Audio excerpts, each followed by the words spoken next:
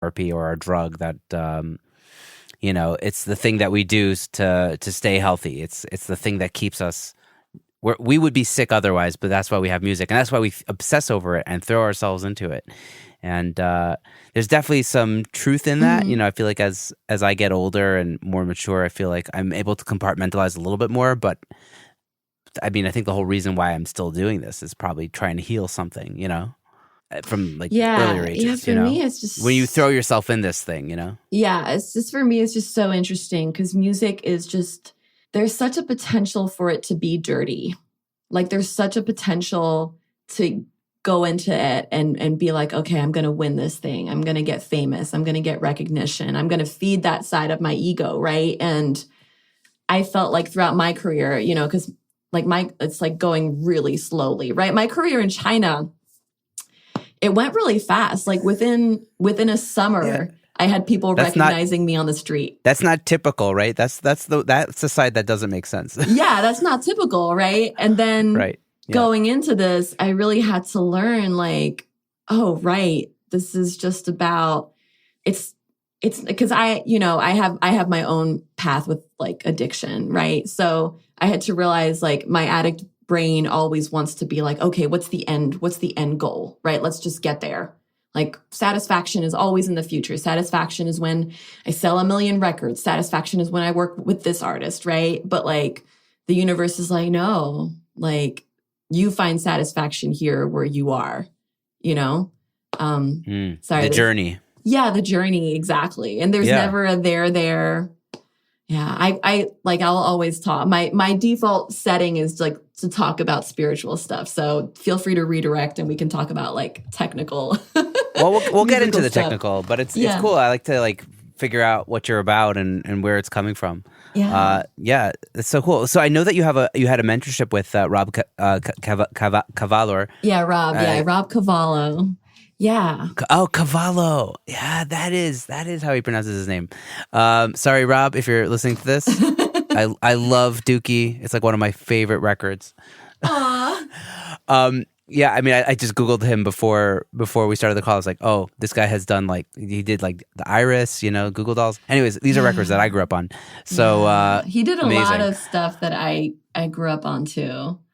It's such a blessing to have been able to, be mentored by him and have the moments of learning.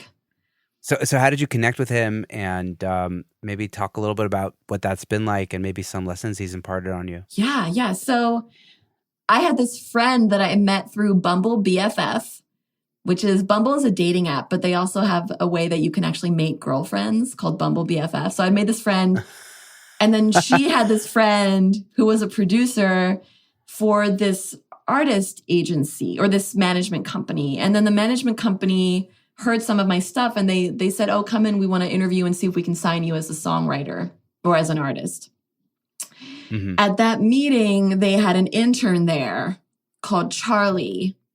And Charlie and me, we just hit it off. And he's like, hey, do you want to do some sessions? And we just ended up doing a couple sessions. And then he said, oh, you have to meet my dad. He's, and I was like, oh, okay. And his dad was Rob.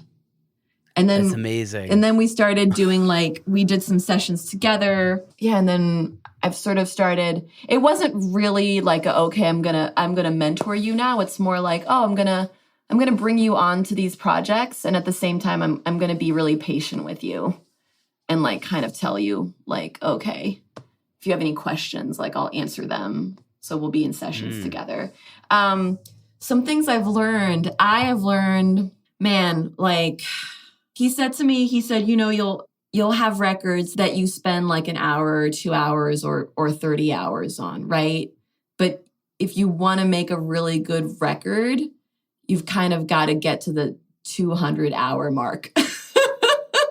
You just spend so much time, every little thing. And we actually went through this thing recently because we're doing we're working on the new single for Death by Romy. And it was just I think we did 30 something versions of that song. And, we've been working on it for a year. And he's like, oh, Oh we my have gosh. to, and he was, you know, he texted me and he's like, we have to find version 24. And it was before, it's like so interesting because music, it's about creating, but it's also about learning all these little things like organizing, right? So it's going to Yeah. sound Oh so my gosh. stupid, right? But he's like always like, he used to tell me, he's like, you have to number the versions. And I'm like, don't worry. I'm like, I've got my system. It's going to be by date. And he's like, okay, whatever. And like, yeah, like I didn't number these versions. And so he's like, you've got to find this particular thing. And then it like took me hours to go back and find it. And yeah, so I think one of the things he taught me was just giving the record time. You know, he's teaching me a lot about how to be with artists in the studio and how to not let my ego come up. And that's something that's just really, I'm really processing that at the moment. Like I'm having a really hard time in sessions, honestly.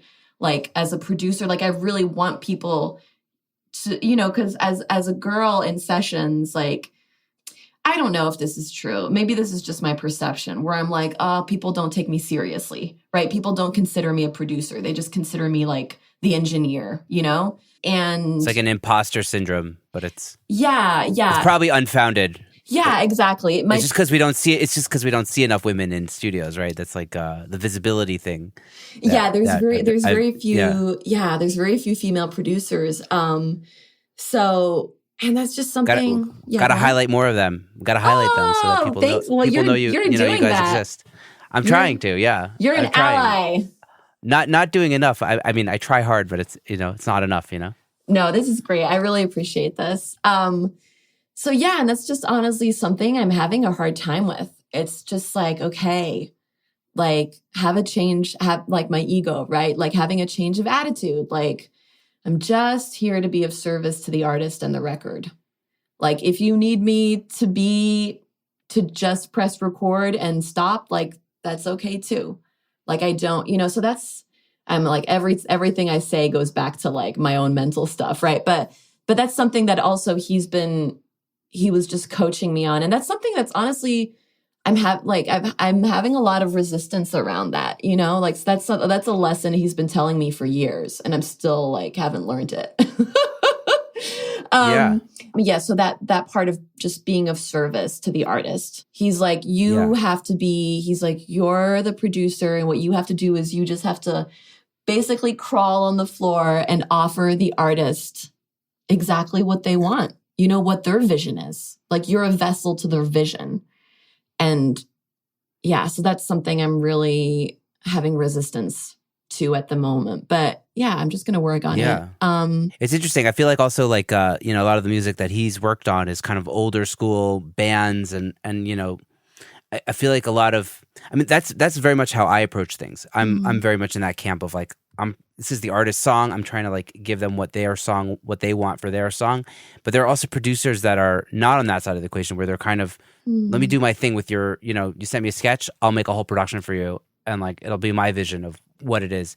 And that's legit also. Yeah. It's just a different approach. I would probably lean more on the Rob side of things. When people give me like free reign, I'm like, what do I do now? Because it's not my song. I mean, I write songs occasionally and I kind of know what I want to do with them. And when I have an artist in the room, I like, okay, like let's go through what you want. What are your influences? What are you trying to do? Yeah. But like obviously, I guess it's like a continuum, right? Like you could be on that all the way on one side, you could be all the way on the other side, and maybe find your middle ground somewhere, that works best for you. Yeah, or like being malleable to what the situation requires of you. Right. If people come Rob's in. bringing you in to help him out, so you got to go with his flow, like his style. Yeah. And just being in tune and just being like, this is what today requires of me. Like sometimes it will require me to take a more active role. And to be honest with you, that's still a challenge that I have in the studio is like, I'm not good. Like, I don't say I'm not good. Well, no, I don't. I feel like I need more confidence around producing on the spot. Like, I really like thinking through a record. Like, I really like it when an artist comes to me and it's like, okay, let's have a session tomorrow. And I'm just like, okay, well, what are your influences? What do you like? And then I like preparing things in advance. right? Mm. So that's still something I have to work on, is like just being in a session and the like being spontaneously able to do things. I'm trying to think of other things that he's taught me. Yeah, just so many technical things around like where the kick sits and how you feel the kick, and like trusting your gut, and a lot. Because we've mixed records together, and then he'll go out and he'll hire like an amazing mixing engineer, and people will still like our mix better. And like that, so it's not like, it's like realizing music isn't about the technical. Music is about the feeling, right? There's a feeling you have in it. Yeah. And that's also something for me it's just, all of this is challenging for me, right? I just feel like this is the path that like, wow, like this is so challenging to just be like, okay, I don't have control. What does the song need? Okay, let me just be in the song. It's like, what does the song need? And trusting like the song is going to tell me what it needs, right? Instead of me having to take control and be like, oh, but I can make it into this type of record. I want to sound like this. I want to sound like what's cool. Like, right? It's, yeah, it's just, yeah, I think those are a few things. I'll try to think if there's anything. And then endless guitar tricks. Yeah, that's okay. Endless guitar tricks, endless ways of recording, the guitar, where he'll be like, okay, let's record 2 versions of this guitar where there's like one mic that's just next to the guitar, and there's like one mic that just records the room, and there's 2 recordings. So then you can kind of play with the different, like it's exactly the same the intimacy guitar part versus the ambience. Yeah, you can create like a wider track with all these different, like it's exactly the same guitar recording, but it's through different mics in different positions, and that just creates like so much bigger of a track when you have all these different recordings, and then you can pan them different ways. That's like something else a little bit more technical. Oh, snare. And then drum sounds. Like we had these sessions where for hours, it's so funny. I make fun of Rob because like literally like it's the simplest things. He's so used to being that sort of that producer that has so many people around him doing things, right? Sometimes we'll have these like sessions where it's just me and him, and it's literally like he's sitting next to me and I'm on the computer. I'm just pressing the arrow space down because we're just literally listening through thousands of drum samples, like hundreds of drum samples, where it's just like, he's like, okay, this is a good one. This is a good snare. He's like, we have to he's just so particular about his snares. And like the splice snares are just never good enough for him. He's like, no, I've got it. He's like, I want those real old school snares that have a lot of that. I don't even know, man. I'm not a mixer, but that have a lot of that mid like bite to it. Yeah. And he's like, no, he's like splice snares. No. Is pedantic about his snare sounds. Yeah. It's like, it's giving you like an insight of like what are badass snares sounding like, and it's giving you like it's like your palate. It's like, if someone teaches you what good wine is, like then eventually what that's supposed to taste like. Yeah, he'll just play records for me, and he's like, listen to that snare. He's like, this is why this is a great record. Listen to that snare. And what's his favorite snare? Which record? The like, Michael Jackson. Dum da da da dum. Is it Beat It? Yeah, Beat It. Yeah, let's Beat It. Yeah. The Michael Jackson Beat It snare. Like that's the all-time reference. And then Dr. Dre snares. He's just like, he'll be like, because I'll produce something, right? And then I'll show it to him. And he's like, listen to your snare. And then he's like, go and listen to still, what is it? Wait, Dr. Dre. Wait, what's the famous, like the biggest Dr. Dre record? Still Dre? Yeah, Still Dre. He'll be like, listen to your snare, and then go and listen to Still Dre. Listen to that snare. And I'll be like, oh, yeah. Taking my time to perfect the beats. Yeah. Still got love for the streets. Yeah. It's the DRE. Yeah. And it's funny. It's my childhood. Yeah. And he was like, he used Totally. to work in the same studio as Dr. Dre. Like it used to be him and Dr. Dre in a compound. So he'll always be, he's like, listen to the Dr. Dre snare. He's like, you've got that, like, it just slaps. And then he's like, listen to your snare. What's wrong?